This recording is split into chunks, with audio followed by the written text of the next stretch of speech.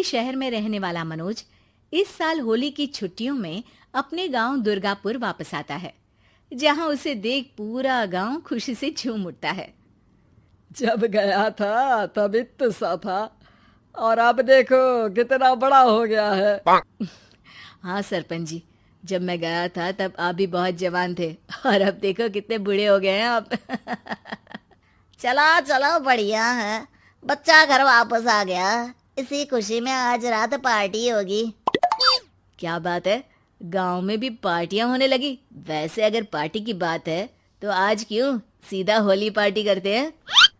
Holi party की बात सुन चहल पहल में अचानक सन्नाटा छा जाता है, जिसे देख मनोज को कुछ अजीब लगता है, लेकिन तभी सरपंच बात पलट देता है। अब बहुत देर हो गई, चलो सब अपने घर चलो, पार्टी के बारे में कल सोचेंगे। मनोज भी मम्मी पापा के साथ घर आ जाता है, पर होली पार्टी और उस पर पूरे गांव की खामोशी वाली बात अभी तक उसके जहन से निकलती नहीं। पापा, होली पार्टी की बात पर सब चुप क्यों हो गए थे? अरे होगी उनकी कोई अपनी बात, मुझे गांव की पंचायती थोड़ी पता है। थक गया हूँ, चलो सो जाते हैं, कल बात करते हैं। पापा की बात मानते हुए मनोज भी सोने चला जाता है। आज तो छुपा लिया, लेकिन हफ्ते बाद जब होली का दिन आएगा तब इसे कैसे रोकोगे? अगली सुबह सूरज के साथ ही मनोज भी गांव घूमने निकल जाता है, जिस पर रास्ते में उसे अपनी ही उम्र के कुछ लड़के भी मिलते हैं, जिनसे दोस्ती कर अब वो उनके साथ घूमने लगता है। इसी तरह कुछ दिन बीत जाते हैं और होली नजदीक आने लगती है। दोस्तों, होली में 4 दिन ही बचे हैं, पर गांव में उसकी कोई तैयारियां क्यों नहीं दिख रही? क्योंकि यहाँ होली नहीं मनाई जाती।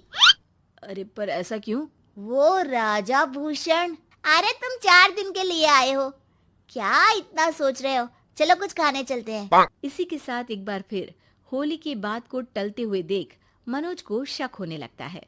वो घर पहुंचते ही इंटरनेट पर अपने गांव और राजा भूषण के बारे में जानकारी निकालने लगता है। क्या? मुझे आज तक ये नहीं पता था। ऐसा कैसे? किसी ने मुझे कुछ बताया क्यों नहीं? सारी जानकारी लेने के बाद मनोज गांव वालों या अपने मम्मी पापा से कुछ पूछे बिना खुद ही उसकी सच्चाई के बारे में छानबीन करने लगता है, जिसके चलते वो राजा भूषण की हवेली में पहुंचता है। वाह, क्या हवेली है यार! पर क्या यहाँ सच में कोई भूत है? हेलो भूत जी, कोई है क्या? हम इस साल गांव में होली सेलिब्रेट कर रहे हैं, क्या आप उस पर थोड़ा इंटरव्यू देंगे? मनोज के ऐसा बोलते ही गांव में तूफान उठ जाता है और हवेली में रखी सारी चीजें हिलने लगती है। एक अदृश्य शक्ति मनोज को धक्का देकर हवेली से बाहर निकाल दरवाजा बंद कर लेती है। ये सब देख मनोज हैरान रह जाता है। क्या अभी मुझे हवा ने धक्का देकर बाहर निकाल दिया? मेरे होते हुए इस गांव में कभी होली नहीं मन सकती, इसलिए दोबारा ऐसी कोशिश भी मत करना, अंजाम बुरा होगा।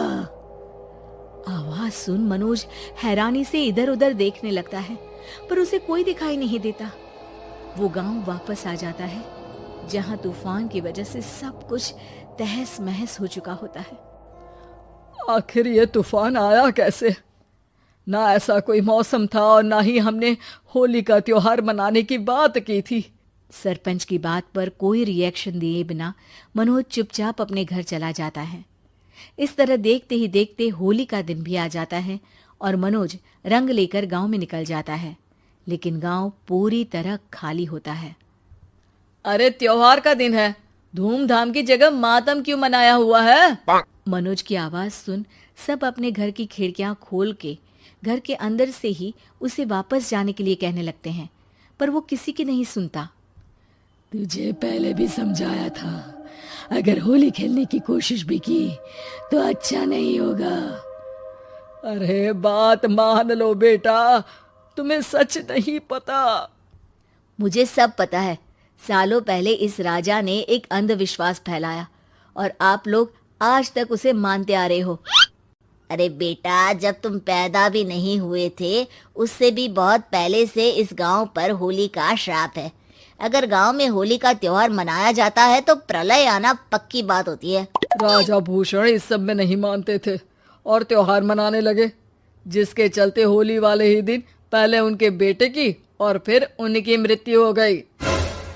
तभी से गांव की रक्षा के लिए उनकी आत्मा उस हवेली में रह रही है। सबकी बातें सुन मनोज उलझन में पड़ जाता है।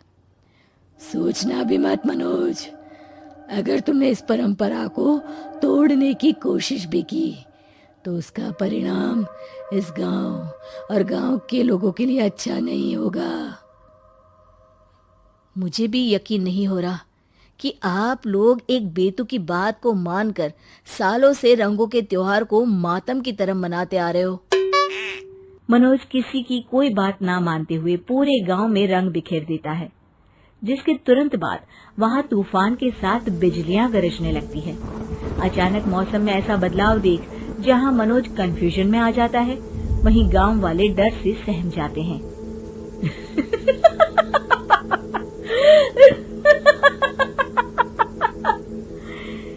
इस लड़के ने हमारे जैसे सिर्फ अपने स्वार्थ के लिए नहीं बल्कि पूरे गांव की खुशियों के लिए यहाँ होली मनाई है, जिस वजह से अब इस गांव पर होली का श्राप टूटता है। ऐसा बोलकर राजा का भूत वहां से गायब हो जाता है, जिसके बाद गांव के लोग धूमधाम से होली मनाते हैं। खुशियों के रंग गांव में बिखरे ही होते हैं कि अगली सुबह अचानक मनोज कहीं गायब हो जाता है और एक